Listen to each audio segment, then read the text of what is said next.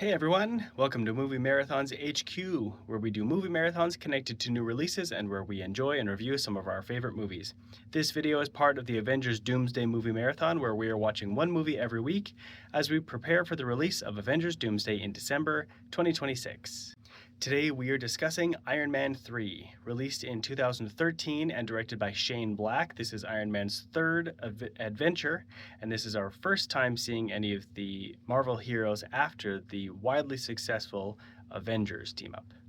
Overall, I do like this movie. There's a plot point that has been widely debated and is very divisive, so I am going to get into that plot point specifically, but overall, I think it's a pretty fun movie and it's better than Iron Man 2.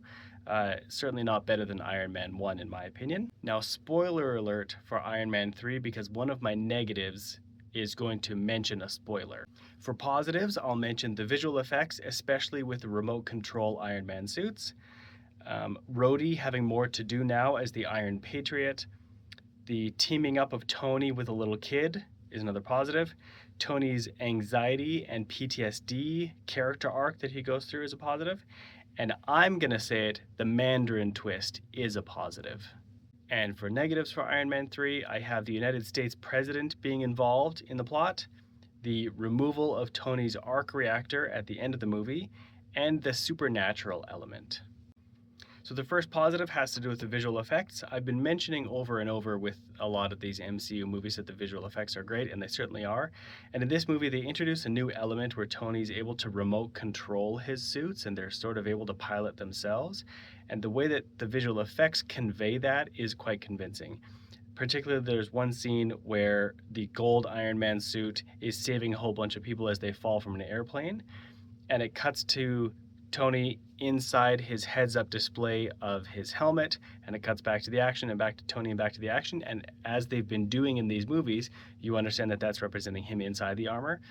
And then he saves all the people, and the suit flies in front of a semi-truck and gets demolished. And for a split second, you think Tony just got destroyed. But then it shows that he was elsewhere piloting the suit remotely.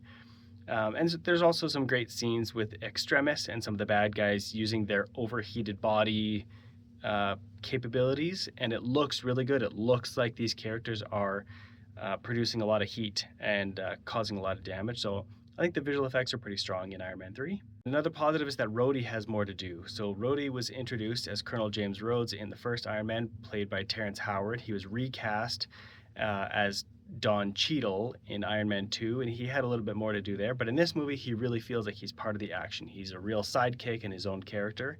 They take the War Machine armor and repaint it and call it Iron Patriot. They poke a lot of fun at that in the movie, which is great. But Iron Patriot is also from the comics. It wasn't Rhodey who wore the star-spangled iron armor, but it was a different character. But I like that they brought that in here, and then they gave him more to do. He's involved with the bad guys, he's involved in unraveling the plot, and I just like that they gave him more to do, and I think it's pretty cool in this movie that we get to see more of that character and more of the back and forth between Rhodey and Tony. Another positive is Tony's character arc, where he's dealing with anxiety, panic attacks, and post-traumatic stress disorder. Whether it's clinically appropriate and relevant and accurate, I don't totally know. But I like that they added this element into the character after the events of the Avengers, where he's just a normal human teaming up with these superpowered teammates, and he sees things that he can't unsee. I like that that affects him. It carries into the next movie.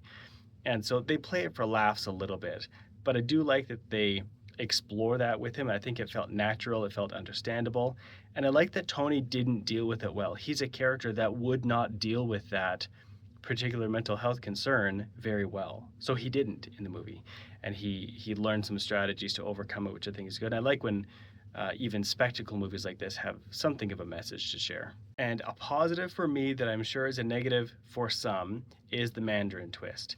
So I just think this works. Leading up throughout the whole movie, Sir Ben Kingsley was cast as the Mandarin, who's a classic Iron Man villain in the comics. They left him kind of vague and mysterious and really scary. It's a great performance by Ben Kingsley. And then as you get towards the end of the movie, you find out it was just an actor, it was all fake, and it was just a production. I think it works. I understand being disappointed because the setup by Ben Kingsley was so great, but I like that it was manufactured and it has more to say about our world and about our perceptions. I don't totally love the scene where Aldrich Killian, played by Guy Pearce, says, "I am the Mandarin." I think that's a little too silly, but I like the idea that this guy behind the scenes in this think tank was the actual villain, and then they just got a random silly actor to portray this really scary terrorist.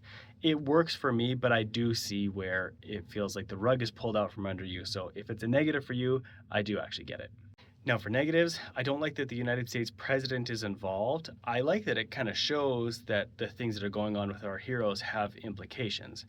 But it just seems very strange when the United States president gets kidnapped by the bad guy and Iron Man's there to stop him. It just seems like, where is everybody else, especially Captain America? So this is kind of where we start to see in the MCU that having a connected universe does have implications for the solo movies, and this is one where it feels like, where were the rest of the Avengers? This seems like a big deal. So I don't love that that's included. I don't know what to do outside of that or to address that, but that element kind of pulls you out of the movie. And another negative that I found even the first time I watched this movie in 2013, at the end of the movie, Tony decides that his love for Pepper, played by Gwyneth Paltrow, is more important than his Iron Man suits. So I like that. That's a great message.